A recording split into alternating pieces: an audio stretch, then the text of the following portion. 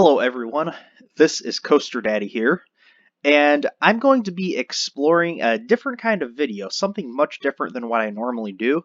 Now this concept is not new by any means. In fact, very early on in my channel's life, back towards the end of 2018, I actually did a video really similar to this, and luckily for me, only about 15 people saw that video. And trust me, you were not missing anything. I decided to remove that video probably about a couple months after I put it up because I realized just how terrible it really was. It was just unexcusable. Very poor quality. And I don't even know why I put it up in the first place. Like I said, I'm glad only like 15 people saw that. So I've been wanting to do this for a while and I've just never gotten around to it, so I decided to come back to this concept with hopefully much better production. In fact, this is going to be much better quality for sure than that original video I did was. So I'm going to be doing random RCDB roller coasters. If you guys don't know, RCDB.com, that is roller coaster database. It's basically like the Bible for roller coaster enthusiasts. It's a very comprehensive list of roller coasters all around the world. You can basically find every roller coaster in the world here on RCDB. And using their random roller coaster generator, we're just going to keep generating random roller coasters. And I've just figured it'd be fun to go through them and talk about some of them. So as you can see, I have RCDB pulled up on my computer right now. And to start out, we actually have Time Traveler at Silver Dollar City. I'm sure most of you are familiar with this ride, so let's click on Time Traveler and check it out if you don't know what it is. Of course, this is the very first Mach Extreme Spinning Coaster, opened in 2018. It has a 90-foot, straight down 90-degree drop right out of the station, and of course it spins, and it goes through inversions. It has a couple launches. This is a very awesome looking ride, and I cannot wait to get to Silver Dollar City and experience this masterpiece for myself. It really looks awesome. So let's do another random roller coaster now. We have Roof Junior Coaster at EDA Theme Park in Taiwan. I have no idea what this is. Let's check this out. This is a Fabry spinning mouse. Okay, so it's just a basic spinning wild mouse coaster opened in 2010. Nothing too crazy here. I mean, it looks, alright. It's a wild mouse, so the lap bars are really interesting. Huh. Okay, well, not really much to be said there. Let's check out another random roller coaster, shall we? We have Golden Dragon Pulley at East Lake Park in China, Guangdong, China. It's removed now, operated from 2007 to 2017. Yeah, just a really basic kiddie coaster. It looks really nice with all that greenery around it, though. All those shrubs and everything. It kind of looks nice. Yeah, once again, not really much to be said there. Made by Golden Horse, so. Wildcat at Washington State Fair. Okay, this is cool. I've actually been on one of these Schwarzkopf Wildcat models. I rode Wildcat at Cedar Point many times when I was younger. It's a very fun ride. And this is just another one of those. And yeah, these are really fun rides. They have some really fast, tight turns that are fairly intense. They have some decent force to them. These are really fun family coasters, nothing too crazy. I always had a really fun time on Wildcat. This was actually just removed after the 2019 season from the Washington State Fair, so it's no longer there, unfortunately. Or wait, no, I'm sorry. I'm mistaken. As you can see, it's actually relocated to a different area at the Washington State Fair. So if you click on this, see, it's still at Washington State Fair, but it's under construction. Okay, yeah, that's right. So that's good. It is still going to operate at Washington State Fair, so that's awesome to hear, because there's not a whole lot of these out there, at least in the U.S. All right, next we have Dragon at Play Center Sao Paulo in Brazil. It's a Zamperla single helix, basically a dragon wagon. So let's move on. Tornado at Electric Amusement Park in Russia. This is an SBF Visa Zyklon Galaxy layout. I believe that SBF Visa actually has the official rights to build these Zyklon Galaxy layouts now, if I'm not mistaken. But yeah, these are just the typical Zyklon Galaxy layout you can find at many parks. Pretty similar to the Schwarzkopf Wildcat models, actually. I think the Wildcat models look better than these, a little bit more exciting, but these look like decent small rides. Okay, next we have Titan at Six Flags Over Texas. Even though Titan and Goliath, uh, Goliath of course being at Six Flags Magic Mountain, these two coasters are not looked at very favorably by roller coaster enthusiasts. I haven't been on either one, but Giovanola actually only made a few coasters during their run, and this is one of them. It's a huge hyper coaster. I mean, it's 245 feet tall, has a 255-foot drop, opened in 2001. So it was definitely one of the biggest coasters in the world at the time. It still is huge. These are really nice looking rides. They're pretty nice to look at, but I mean, they do look like pretty weak hypers, to be honest. I mean, the drop looks all right, but the drops are only like 60 degrees or something like that.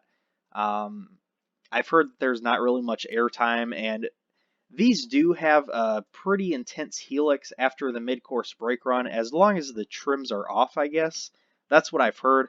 But yeah, I'm sure you guys all know about this ride. It doesn't have the best reputation, but it looks nice. I'm sure you could do a lot worse than this, even though it's unfortunate that these are pretty weak hypercoasters, from what I've heard. Next, we have a coaster called Shark Trip at Liberty City Fun in Italy. Okay, this is a SBF Visa Group coaster. It's a Shark Trip model. Um, okay, the front of that train is pretty interesting. Oh, the eagle's not on the train. I see. That's okay, but the cars look like sharks. That's kind of cool. Yeah, not much here. I do have to say though, it fascinates me how you find a lot of these random kiddie coasters that have some pretty cool theming. The theming on this one isn't the best, but it's, I mean, more theme than many large coasters at the largest theme parks out there. So credit where credit's due.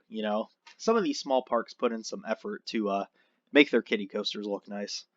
All right, we have Montana Russa at Spazio Arcobaleno in Brazil. I know I butchered that name, but oh, this is okay. What is this? It's made by Radar Play. I've never heard of this. Okay. Wow. This is a weird ride. So it looks like you go up like this elevator type lift hill. Okay, you go up like an elevator type lift and then just go like wind down here. That is really super compact and there's really not much to it at all, but it's very cool looking. And once again, this is a really small coaster that actually has some pretty cool theming. I mean, obviously it's not like amazing, like elaborate, super immersive theming, but it looks cool. At least it looks cool, even if it's not the best theming. So they put in some effort. All right, the next one we have is Himalaya Bahn at Schwaben Park in Germany. Okay, another Schwarzkopf Wildcat. Look at that. Okay, so another basic Schwarzkopf Wildcat layout. Once again, these are very fun rides, as I can say from experience. And this one looks no different. I like the cars. The cars are kind of cool looking on these. So I think I do prefer the look of the cars like that were on Wildcat at Cedar Point. I think those ones were a little nicer looking, but these are pretty cool too. So this was originally at another park. It was called Alpen Coaster. Oh no, sorry. It was removed from this park and then it went to this park and it's also removed from this park. So apparently it's just defunct now completely. So, all right, the next coaster we have Flying Ace Aerial Chase at Kings Island. This is one that I've actually been on. I just got this credit actually on opening day at Kings Island this year. I had been to Kings Island quite a few times last year, but I never got this credit because the line was always just ridiculously long for it, and it only runs with one train on top of that. So when I went on opening day, towards the end of the day, there was absolutely no line for this at all, so I snatched this credit up, and yeah, It's a Vekoma Hang and Bang, as they've come to be affectionately known by us roller coaster enthusiasts. Pretty bad. It amazes me how Vekoma, how old Vekoma, managed to screw up even these family rides. I mean, it's so rough. Like, it is so rough. I also rode a clone of this at Carowinds. That one is called Kitty Hawk. That one also used to be called Flying Ace Aerial Chase, though. And same with that one. The one at Carowinds gave me a ton of headbanging. When I rode this one at Kings Island, it didn't have the headbanging, but it was so rough. So, yeah, these are pretty bad. I don't know why they need to put new trains on these without these awful over-the-shoulder restraints. I think that would improve them a lot. But like I said, the track itself was very rough on this. Okay, family coaster at Escape Theme Park in Singapore. This is a single helix Zamperla kiddie coaster, basically, removed in 2011. This is kind of cool how they have. I mean, it doesn't have any theming, but you know, once again, it looks pretty nice where they had it situated and whatnot. So, and the surrounding area with this, you know, multicolor fence, pretty cool. So, not much else to say about that. Let's see, Firehawk at Kings Island. Okay, we have another Kings Island coaster here. Yeah, this one actually, I sort of have a frustrating history with this coaster. This is one of my most sorely missed credits. I never got to try this one out because I got to visit Geauga Lake many times in 2005 and 2007. Of course, Firehawk was removed after the 2006 season at Geauga Lake, so the few times that I went in 2005 to Geauga Lake, this coaster was there, but I was very young at the time, just getting into coasters. I was honestly intimidated by this, and I just never rode it.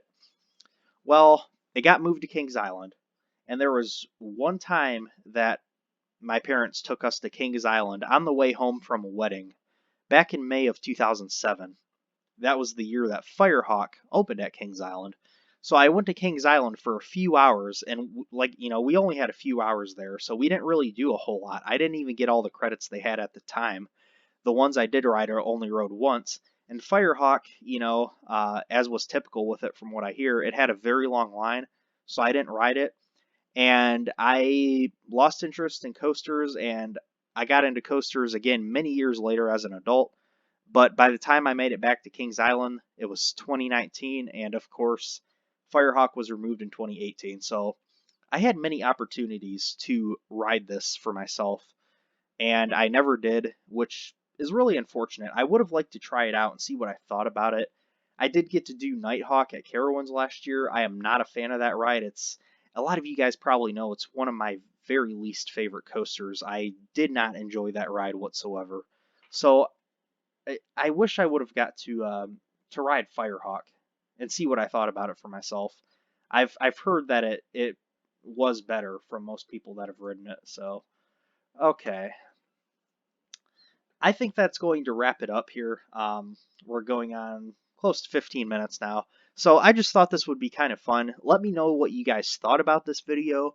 Would you like to see me do another video like this where I talk about more random roller coaster database generated roller coasters? Just something a little bit different to do. Yeah, let me know what you thought of it. Be sure to subscribe, like my page Coaster Daddy on Facebook, follow me at Coaster Daddy Official on Instagram, all that stuff. You guys know the drill. Thank you so much for watching. This is Coaster Daddy. Bye.